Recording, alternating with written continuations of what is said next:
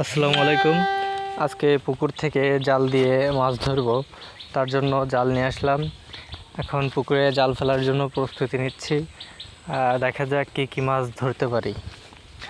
তো আসলে আমি ভালোভাবে পুকুর থেকে মাছ ধরতে জাল খাওয়াইতে পারি না, তো তারপরও চেষ্টা করতেছি। দেখা যাক কেমন জাল খাওয়াইতে পারি।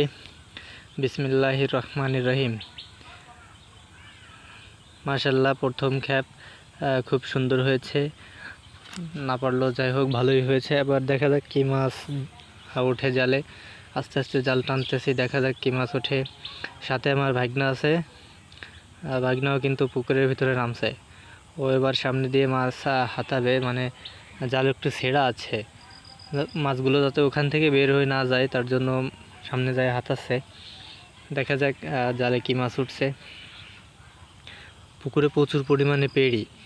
এবার পুকুরটা মেশিন দিয়ে সেচবো, তারপরে পেড়ি কাটবো ইনশাল্লাহ।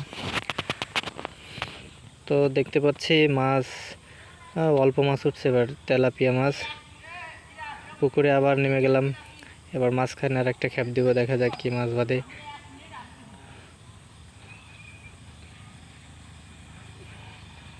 এই খ্যাপটা বেশি মিলল না, দেখা যাক কি দেখি হয়।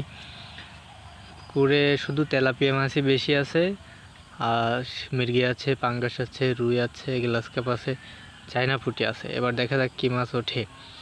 তো প্রিয় বন্ধুরা, মাছ ধরতে কিন্তু আসলে অনেকে মজা লাগে।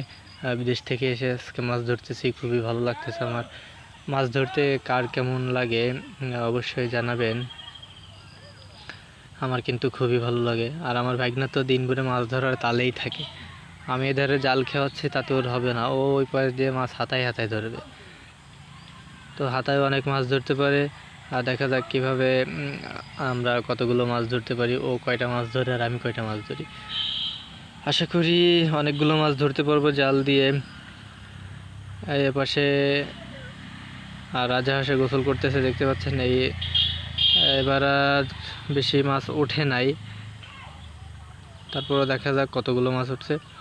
অবশেষে মাছ ধরে বাড়ি চলে আসলাম, এতগুলো মাছ উঠছে আলহামদুলিল্লাহ। একটা বড়, এটাকে কি বলে, মির্গি মাছ বলে, আর তেলাপিয়া, চায়না পুঁটি এগুলো বাজছে। মাশাআল্লাহ, আলহামদুলিল্লাহ, এতগুলো মাছ পাবো সেটা কখনো ভাবি নাই। তারপর অনেকগুলো মাছ পেয়েছে আলহামদুলিল্লাহ। মাছগুলো দেখে খুব ভালো লাগতেছে। তো মাছগুলো দেখে আপনাদের কেমন লাগতেছে বা মাছ ধরতে আপনাদের কেমন লাগে অবশ্যই কমেন্ট বক্সে জানাবেন।